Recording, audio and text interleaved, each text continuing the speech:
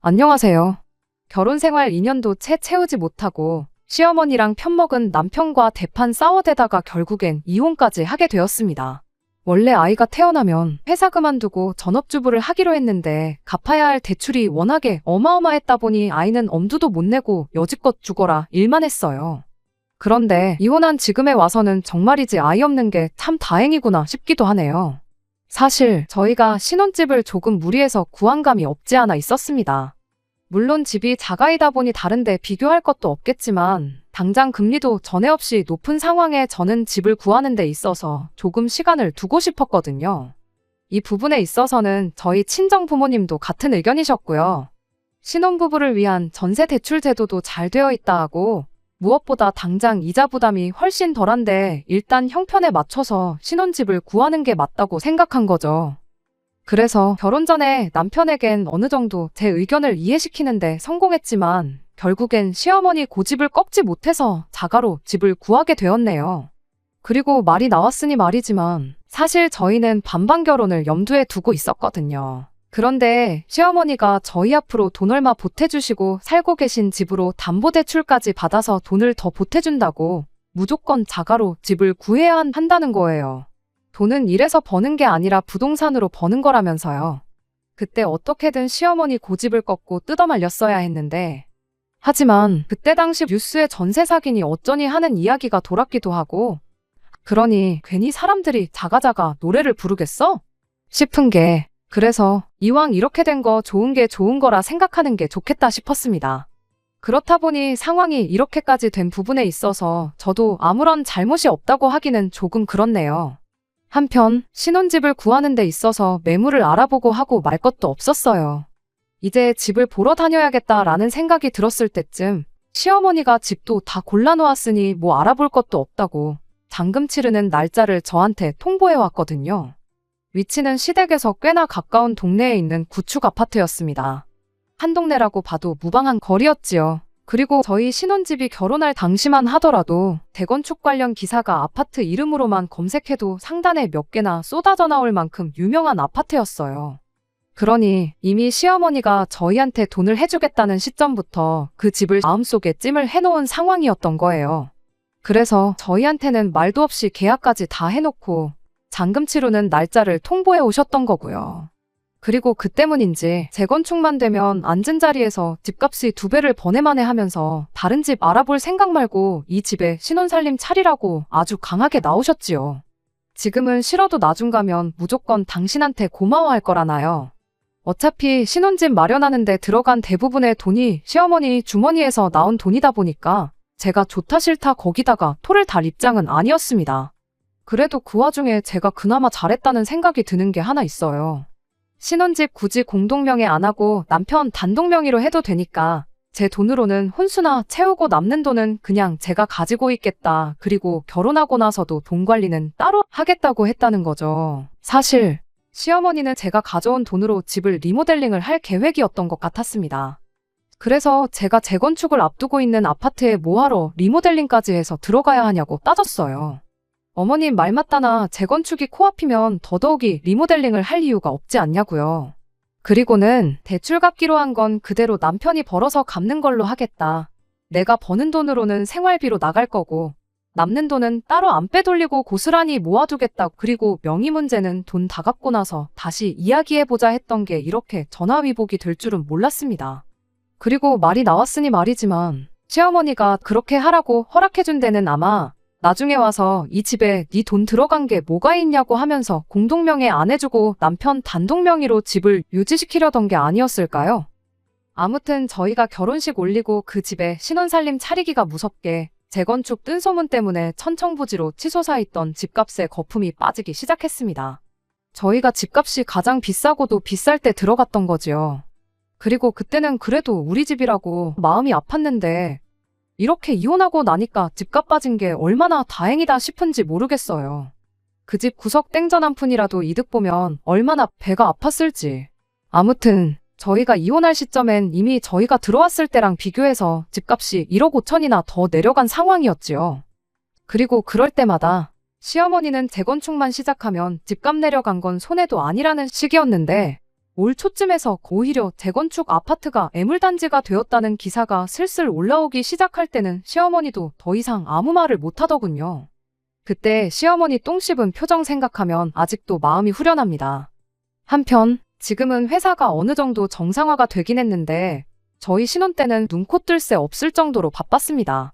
결혼할 때도 회사에서 꼭 이런 시기에 결혼해야 하냐는 농담 반 진담 반 섞인 이야기를 들었고 신혼여행 또한 눈치 보면서 다녀와야 했을 만큼요. 그래서 그때는 남편한테 미안하기도 하고 고맙기도 하고 그랬어요. 밥 먹듯이 야근을 했다 보니 집안일은 커녕 집에 와서 씻을 기운도 없을 정도였거든요. 그리고 그때 남편이 집안일을 참 많이 도와줬었어요. 원래도 정리정돈을 깔끔하게 하는 사람이 아닌데 그렇게 녹초가 돼서 퇴근하면 정말 제가 손 뗄 것 하나 없을 정도로 집 상태를 좋게 유지해줬거든요. 심지어 남편이 저를 위해 저녁 식사를 차려줬던 적도 있었습니다. 물론 반찬은 동네 반찬 가게에서 파는 마른 밑반찬들이 전부이긴 했지만 서투른 실력이나마 찌개 하나 끓여놓고 퇴근하는 저를 맞이해주던 게 너무 고마웠죠. 그리고 그때까지만 해도 내가 참 사람을 잘 봤구나, 결혼을 잘했구나 싶었는데 세상에 음식 한번 해본 적 없는 사람이 서투른 솜씨로 끓인 줄 알았던 그 김치찌개가 사실은 남편 솜씨가 아니라 시어머니 솜씨라는 걸 알게 됐어요. 하루는 김치찌개가 너무 신맛이 강해서 다음부터는 설탕을 조금 넣어보라고 했더니 여지껏 자기가 끓여준 척 하던 남편이 엄마표 찌개가 간이 안 맞는다는 소리에 욱한 건지 바로 실토를 하더라고요. 며느리가 시어머니 손맛 가지고 왈가왈부하는 게 맞냐면서요. 그리고 저는 그렇게 시어머니가 저희 집에 남편 먹을 밥을 가져다 주고 있었다는 걸 처음 알게 되었습니다. 그런데 남편은 남편대로 아차 싶었는지 구구절절 변명을 늘어놓기 바쁘더라고요. 뭐라더라, 시어머니께서 음식을 넉넉히 하셨다며 남편더러 퇴근길에 들려서 가져가라고 하셨다나요. 그런데 사실 어머니가 아들밥 챙겨준다는데 그게 뭐라고 별 신경 안 썼어요. 오히려 고맙기까지 했죠. 제가 밥당번은 아니지만 그래도 매번 야근 때문에 같이 저녁 식사도 못하는데 부탁도 안 드렸는데 저렇게 알아서 챙겨주시면 제 입장에서는 땡큐였지요.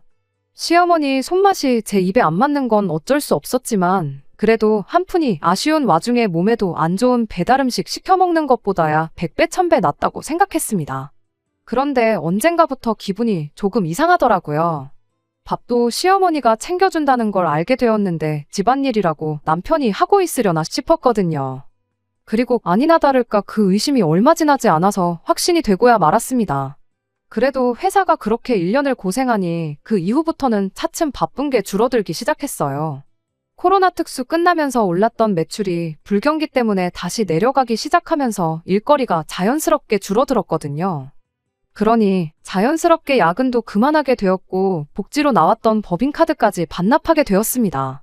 그게 참 요긴 했는데 그것만큼은 아직도 아쉽네요. 아무튼 저희 회사의 야근이 사라진 그날 정말 결혼하고 처음으로 5시 땡치자마자 자리에서 일어나 퇴근을 했어요. 오랜만에 만끽하는 칼퇴의 기분이 그렇게 좋았는데 집에 도착하자마자 그 좋았던 기분이 순식간에 안 좋아지기 시작했습니다. 제 예상대로라면 평소대로 제 퇴근 시간에 맞춰 식사 준비를 하고 있어야 할 남편의 모습은 보이질 않고 빈집에서 혼자 연락에 반찬을 만들어대는 시어머니만 보였으니까요. 그리고 그제서야 남편이 저를 위해 준비하던 식사가 실은 시어머니가 아들을 위해 차려둔 음식이었고 남편은 그런 시어머니의 출입을 숨기고자 마치 자기가 저를 위해 식사를 준비한 것처럼 연기를 해오고 있던 거란 게 마치 퍼즐 조각이 맞춰지듯 제 머릿속에서 맞춰지기 시작하더라고요. 그리고 그제서야 그간 그렇게 정리가 되어 있던 집안도 실은 전부 시어머니가 한 일이었단 걸 알게 된 거죠. 시어머니가 빈집에 와서 밥하고 빨래해주고 청소해주고 그게 대체 뭐가 문제냐 하실 분들도 계시겠지만 문제는 정리정돈을 너무 구석구석까지 했다는 게 문제였어요. 제 서랍에 개인적인 물건들까지 전부 정리되어 있었던 적이 있었거든요. 거기에 제 통장이며 귀중품이며 다 들어있었고요. 그런데 그걸 건드린 사람이 다른 사람도 아니고 시어머니였다니 제 기분이 좋을 수가 없었죠. 그런데 기분이 안 좋은 건 저뿐만 아니라 시어머니도 마찬가지였나 봅니다. 10시는 돼야 퇴근한다던 네가 지금 이 시간에 웬일이냐는 표정으로 저를 빤히 쳐다보고 있었거든요. 그래서 이제 당분간 야근은 없을 것 같고 5시 되면 퇴근해서 이 시간쯤 집에 오는 게 내 원래 정상 스케줄이었다고 하니 시어머니도 더는 저한테 뭐라 말을 못 하셨는데 저는 저대로 저희 집에 있는 시어머니가 못마땅했고 시어머니도 제가 있다는 게 불편했는지 저를 엄청 신경 쓰는 것 같아 보였습니다. 아무튼 그렇게 두 사람 사이에 불편한 공기만 계속해서 흐르고 있었어요. 그리고 그렇게 1시간쯤 지났을까? 퇴근한 남편이 집에 들어왔는데 남편 또한 웬일로 자기보다 먼저 퇴근한 저를 보고 엄청 당황한 눈치였습니다. 이 시간에 당신이 여기 왜 있냐면서 마치 내 집에 내가 있으면 안 되는 것처럼 말을 했거든요. 야근이 없어졌다는 소리에 지금 시어머니가 있는 이 상황을 어떻게 저한테 납득시켜보려고 말까지 떨면서 말이에요. 그런데 뭐 이미 제가 시어머니가 집안일을 하고 계신 건 직접 못 봤어도 집에서 음식 하시는 건 직접 봤는데 뭐라고 변명을 할 수 있겠나요?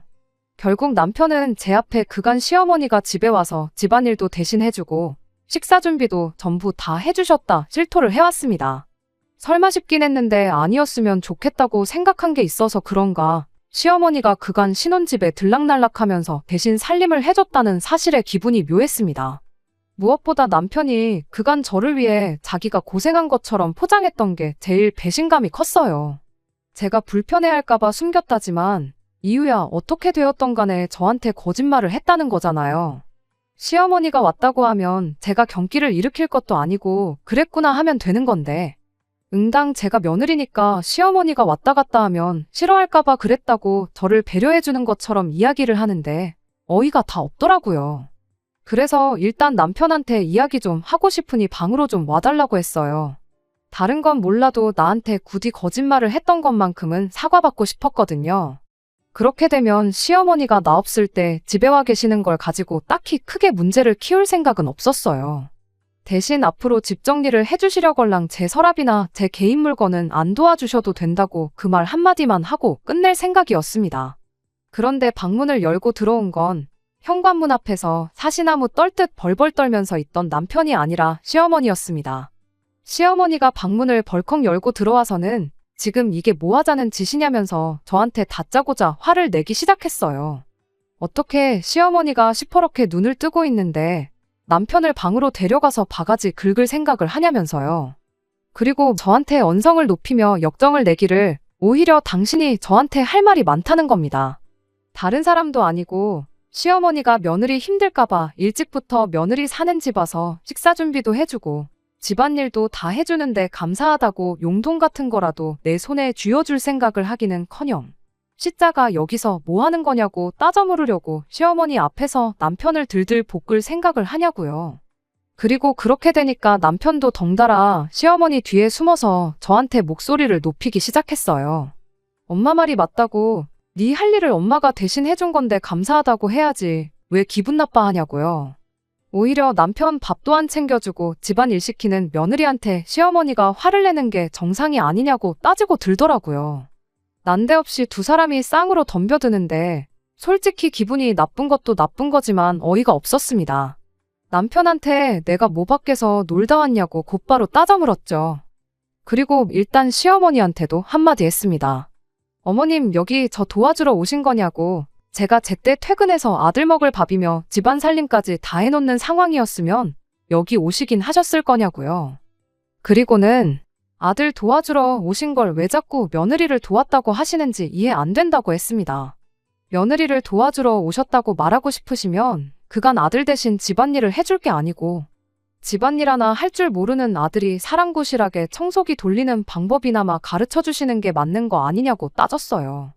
그랬더니 시어머니가 이젠 마누라가 하늘 같은 남편한테 집안일 시키는 걸로 모자라 시어머니 말에 말대꾸까지 한다면서 아주 세상꼴 잘 돌아간다 한탄을 하시더군요. 그리고 그렇게 나오시니 제가 한마디를 더 하지 않을 수가 없었습니다.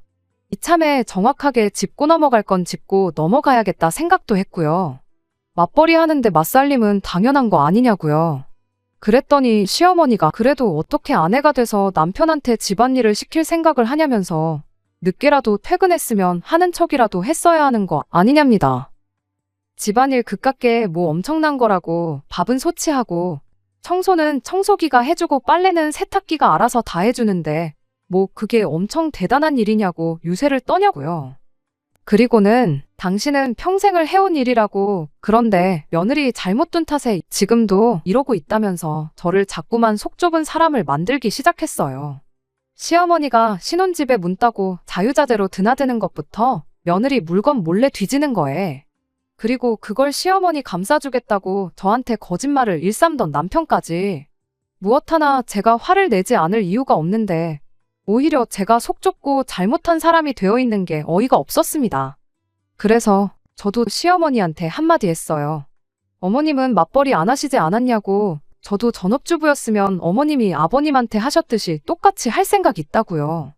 원래도 결혼하면 전업주부를 할 생각이었는데 어머님 덕분에 형편에도 맞지 않는 신혼집 하나 잘못 구했다가 이게 뭐냐고, 벌써 1년 사이에 집값이 얼마나 떨어졌는지 누구보다 잘 아시지 않냐고 따졌죠. 남편 혼자 벌어서 생활비에 대출금까지 전부 감당되면 나라고 일하고 싶겠냐고, 당장 회사 그만두고 어머님처럼 살 수 있다고요. 사실 시어머니한테는 저희 신혼집이 영린 같은 존재나 다름없었어요. 그도 그럴 것이 시어머니가 억지로 고집 부려서 산 집인데 곧 집값으로 대박날 거라고 외쳐대던 집인데 오히려 짧은 사이에 집값에 거품이 다 빠져버렸으니 말이죠. 바로 집값 이야기 나오니까 시어머니가 여름봤지만 뭐라 할 말이 없었는지 아무 말도 없다가 집에 가야겠다 하고 그 길로 그냥 돌아가시더라고요. 시어머니가 그렇게 집에 가시니 기고만장하던 남편도 다시 쭈그리가 돼서는 저한테 미안하다고 사과했고요. 남편한테 어머님 보고 앞으로 우리 집에 맘대로 들락날락 안 하셨으면 좋겠다고 전하라고 했어요. 그리고 집안일도 앞으로 어떻게 할지 한번 분담해보자고 이야기했고요. 그리고 그 길로 현관문 비밀번호도 바꿔버렸습니다. 그래서 시어머니랑 관계는 아주 박살이 나긴 했지만 그래도 어느 정도 해결이 되었구나 싶었는데 그게 아니었습니다. 제가 너무 저희 시어머니를 쉽게 생각했어요. 며느리한테 한 방 먹었다는 생각에 며칠 밤낮을 식사도 제대로 못하고 잠도 제대로 못 주무셨나 보더라고요. 그러더니 비장의 카드를 들고 돌아왔어요. 하루는 퇴근하고 왔더니 현관문 밖으로 또 TV 소리가 엄청 크게 흘러나오더라고요. 남편 퇴근 시간보다 이른 시간이었다 보니 당연히 시어머니겠구나 생각했어요. 그래서 이 인간이 또 어머님한테 바꾼 비밀번호를 알려드렸구나 싶었는데 집에 남편이 있었어요. 꼴을 보아하니 회사에 반차 내고 일찍 퇴근했나 보더라고요. 물론 남편만 혼자 있던 게 아니었어요. 시어머니와 함께였습니다. 시어머니가 아예 작정을 하고 오셨다는 걸 현관문만 열어봤는데도 딱 알겠더라고요. 현관문 열자마자 보이는 방을 저희가 옷방으로 쓰고 있었는데 거실에 남편 옷이며 제 옷이며 누구 거라고 할 것 없이 전부 거실에 마구잡이로 꺼내져 있었거든요. 그리고 그 옷방에는 시어머니가 이부자리를 깔아놓고 나름 상도 펴놓고 방처럼 만들어 놓으셨더군요. 남편은 낑낑대면서 옷방 안에 있던 서랍장이랑 그런 걸 작은 방, 안방에 옮기고 있었고요. 그래서 시어머니한테 이게 무슨 상황이냐고 물었더니 보면 모르겠냐고. 당분간 이 집에 들어와서 살 테니 그렇게 알라 하시더라고요. 분위기 파악도 못하고 혼자 낑낑거리며 짐을 빼고 있던 남편한테 이게 무슨 상황인지 당장 설명하라고 했어요. 그랬더니 시어머니가 남편을 막아세우고는 직접 입을 열더라고요. 이 집에 당신 돈이 얼마나 들어가 있는지 알고 하는 소리냐고. 사실 대부분 내 돈이 들어갔으니 내 집이나 마찬가지인데 이 집에 돈 한 푼 안 들어간 사람한테 구구절절히 설명할 필요가 뭐가 있느냐고 하시더군요. 그리고 그게 시어머니 주머니에서 나왔다는 건 변함없는 사실이긴 했습니다. 그리고는 아니나 다를까 돈으로 아주 갑질을 시작하더라고요.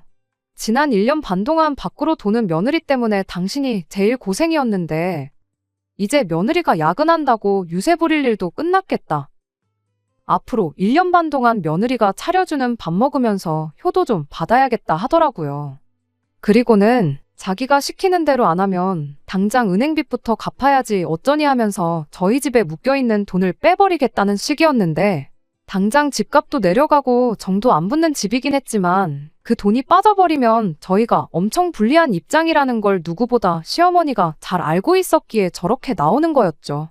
순간 제가 곤란해하는 걸 남편이 눈치채고는 그러니까 상대를 봐가면서 덤볐어야지 너 때문에 상황이 이게 다 뭐냐고 얼른 잘못했다고 사과부터 드리라고 하더라고요. 너무나도 자연스러운 대사가 안 봐도 저 오기 전에 두 사람이 말을 맞춰놓은 거구나 싶었습니다. 정말 열받는 상황이긴 했지만 어떻게 해야 할지 고민이 되더라고요. 제가 사과를 하건 말건 시어머니는 한동안 눌러앉을 낌새인 것 같고 제가 항복을 안 하면 안 하는 만큼 저희 집에 단 1분 1초라도 더 지내다 갈 것이라는 게 눈에 뻔히 보였기 때문이에요. 그리고 남편이라도 내 편이었다면 어떻게 해보겠는데 이건 뭐 남편이야말로 시어머니 앞잡이 끈아풀 노릇을 하고 있으니 손 쓸 방도가 없었습니다. 그리고 그렇게 제가 아무 말도 못하고 있으니까 시어머니가 그동안 나 때문에 편하지 않았냐고 그러니까 이제 내가 편할 차례라며 낄낄대더라고요. 그리고는 며느리가 사랑구실 똑바로 할 때까지는 지내다 가겠다는 말에 정신이 퍼뜩 들었어요. 어차피 남편도 시어머니랑 붙어먹고 내 편이 아닌 상황에 뭐가 두려울 게 있나 싶더라고요. 시어머니가 저러는 걸 말려주지는 못할 망정 시어머니가 며느리 참교육 시켜주고 인간 만들어주겠다는 소리에 동조해서 어떻게든 집안일 하나라도 덜 하려고 하는 인간하고 부부로서 남은 50년, 60년 세월을 같이 살 이유나 있나 싶었죠. 오히려 모르긴 몰라도 이혼할 거면 제가 한 살이라도 더 젊을 때 하는 게 저한테도 더 유리한 게 아닌가 싶기까지 했습니다. 그리고 이 집에 제 돈이라고는 땡전 한 푼 들어간 것도 없고 끼케야 혼수 마련한 거랑 생활비로 한 달에 130만 원 고정으로 나가던 것밖에 없는데 손해본 걸로 치면 1억 5천 넘게 떨어진 집주인 두 사람만 하겠나 싶더라고요. 가정가구야 중고가정가구 매입하는 곳에 넘겨도 되는 거고 정 안 되면 친정집으로 보내서 친정부모님 가정가구 중에 오래된 것들이랑 바꾸면 되는 거였고요. 이 집에 돈을 빼면 누가 더 손해고 누가 더 아쉬운지 생각해봤더니 이혼만 안다고 가정하면 저한테 아쉬울 게 눈꼽만치도 없더라고요. 그래서 일단 시어머니한테 한마디 했어요. 다시 말씀드리지만 아직도 잘못 알고 계신 것 같아서 다시 설명드린다고.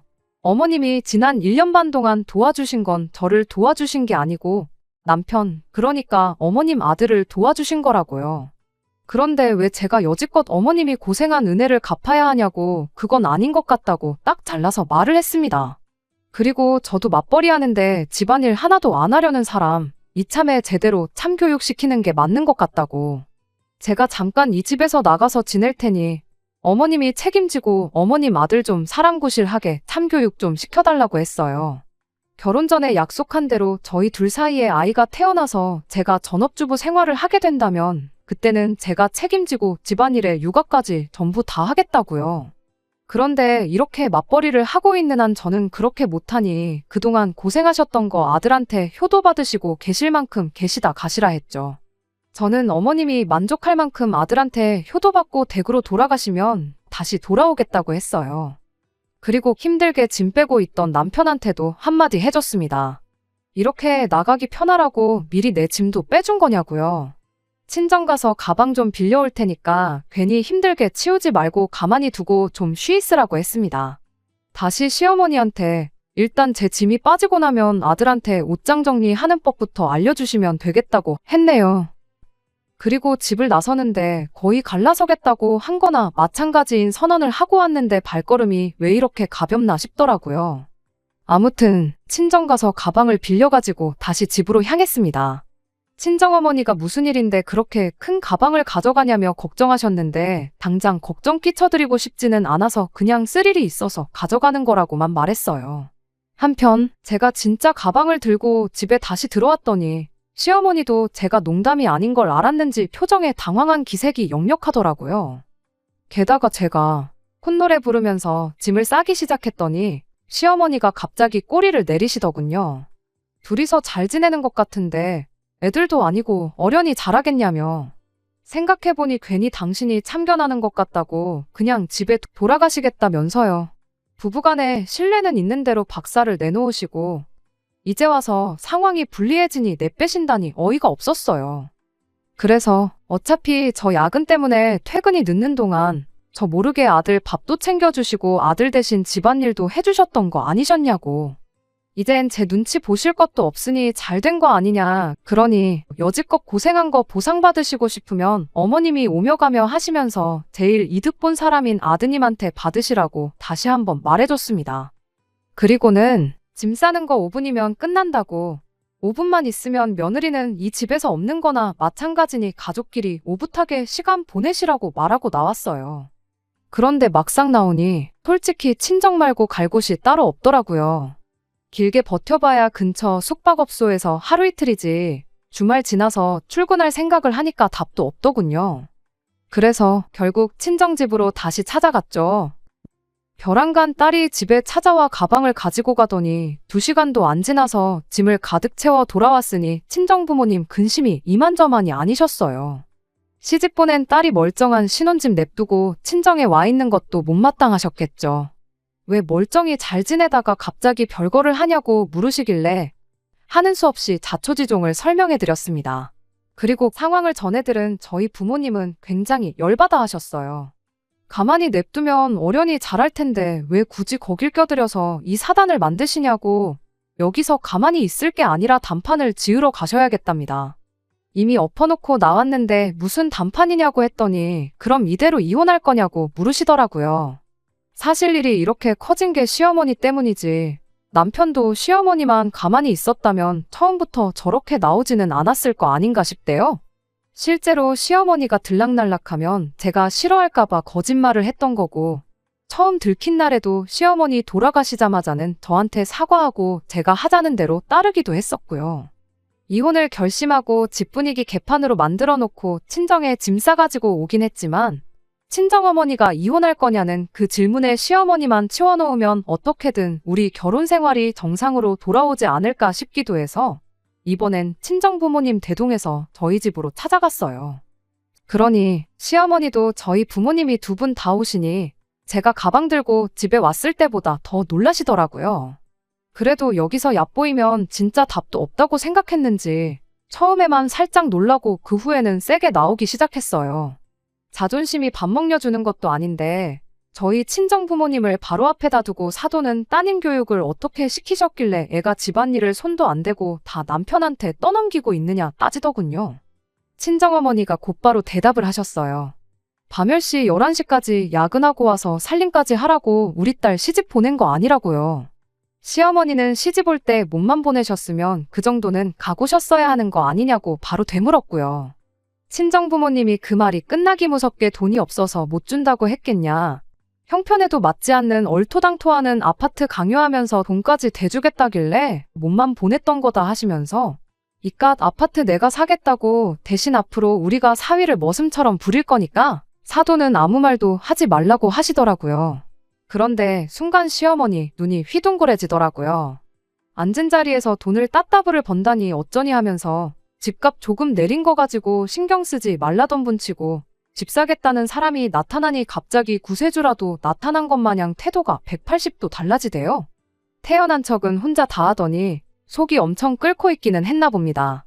더 떨어지기 전에 집을 가져갈 사람이 생긴 것 같으니 그때부터는 아들을 대릴 사위로 데려가시던 머슴으로 부려먹으시던 맘대로 하라는 듯이 나오셨어요.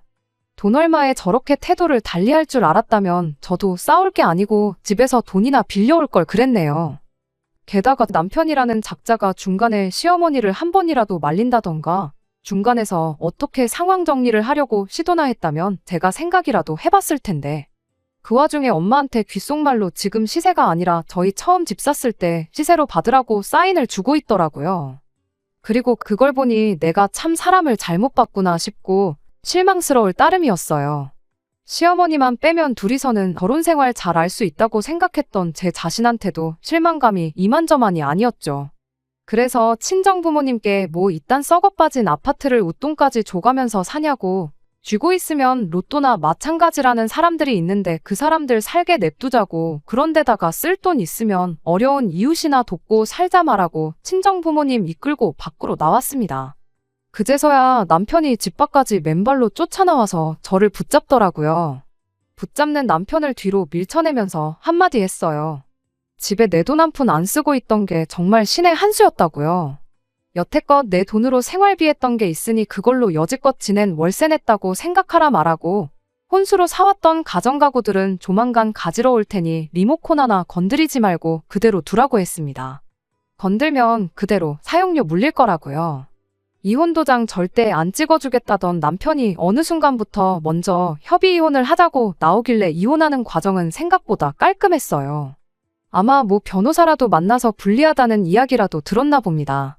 숙려기간 마지막 날 서류 내러 갈 때까지 저보고 다시 한번 생각해보면 안 되겠냐고 싹싹 빌던데, 아무리 좋았던 추억들 생각해봐도 시어머니 등에 업고 어떻게든 집안일 조금 덜 해보겠다고 개수작 부리던 거 생각하면 용서가 안 돼서 결국엔 그렇게 이혼하게 되었습니다. 대출 갚는 거에 생활비까지 생각하면 남편 월급으로 빠듯할 텐데, 시어머니 집까지 담보로 잡힌 상황에 집값까지 바닥을 치고 있으니 아마 당분간은 외식은커녕 떡볶이 하나 사 먹는데도 큰맘 먹고 해야 할 거예요. 청소 빨래에 설거지 조금 안 해보려고 수작 부리다가 얻은 교훈치고 치른 값이 좀 비싸다고 느껴지긴 하겠지만, 지 무덤 지가 판 건데 어디 가서 하소연도 못 하겠죠. 그 집구석 집안일은 지금 누가 하고 있으려나요? 이제 와서 설거지 좀 해봐야 이미 늦었다는 걸 평생을 두고 후회하며 살았으면 참 좋겠습니다. 끝까지 들어주셔서 감사합니다. 오늘의 사연은 여기까지입니다. 구독과 좋아요, 알람 설정 부탁드리고 더 좋은 사연으로 다시 찾아뵙겠습니다. 감사합니다.